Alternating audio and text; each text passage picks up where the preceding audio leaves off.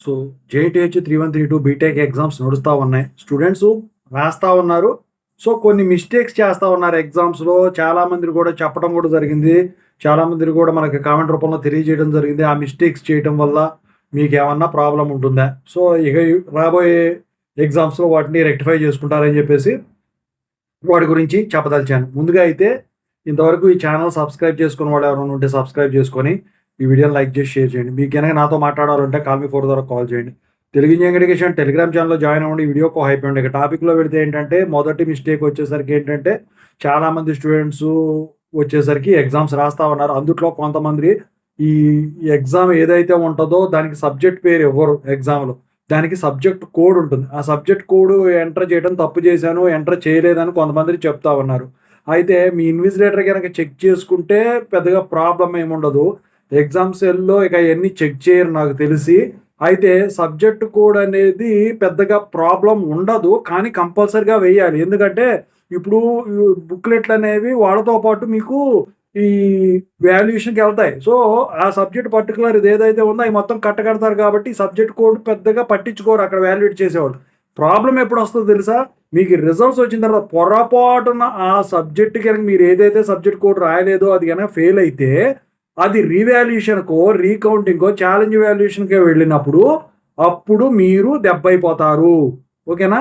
So, ఓవరాల్‌గా అయితే ఈ సబ్జెక్ట్ కోడ్ గురించైతే అప్పుడు ఎఫెక్ట్ ఉంటది. అందుకని చెప్పేసి ఇలాంటి డీటెయిల్స్ మీరు అందుట్లో ఎంటర్ చేయటం అనేది, ఫిల్ చేయడం అనేది కంపల్సరీగా చూసుకోండి ఎగ్జామ్ అనేది తర్వాత. సో, అదొకటి. రెండోది వచ్చేసరికి ఏంటంటే వీళ్ళు బబ్లింగ్ చేయటం. లాస్ట్ పేజ్ నెంబరు బబ్లింగ్ చేయటం మర్చిపోయాము. నంబర్ వేయటం మర్చిపోయాము. ఒక దాంట్లో వేసాం, కింద దాంట్లో వేయలేదని చెప్పేసేసి. సో, అది పెద్ద ప్రాబ్లమ్ అవ్వదు. కాకపోతే ఏంటంటే ఇక్కడ వాల్యుయేట్ చేసే వాళ్ళు ఇప్పుడు ఆఫ్‌లైన్ వాల్యుయేషన్ అనుకోండి. అక్కడ లాస్ట్ పేజ్ నెంబర్ ఏదో ఉందో పైది చూస్తే ప్రాబ్లమ్ ఉండదు. పైది మీరు షేడ్ చేసింది.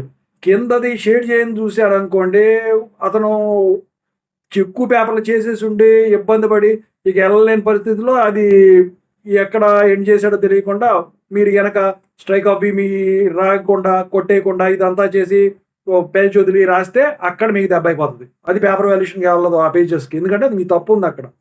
ఓకేనా? రెండిటి పైన కింద రెండిట్లో వేయలేదంటే ఇక అసలు అది ఇక ఇట్లాంటి తప్పులు మీరు గనక చేసున్నట్టయితే లోపల పేజీల లోపల అప్పుడు పేపర్ వాల్యుయేటర్‌కి అది ఎఫెక్ట్ అవుతది. సో, దానివల్ల మీకు ఎఫెక్ట్ పడతది. ఆ సందర్భంలో తప్ప మిగతా కేసుల్లో ఏమీ అవ్వదు. ఇక కొంతమంది అడుగుతా ఉన్నారు.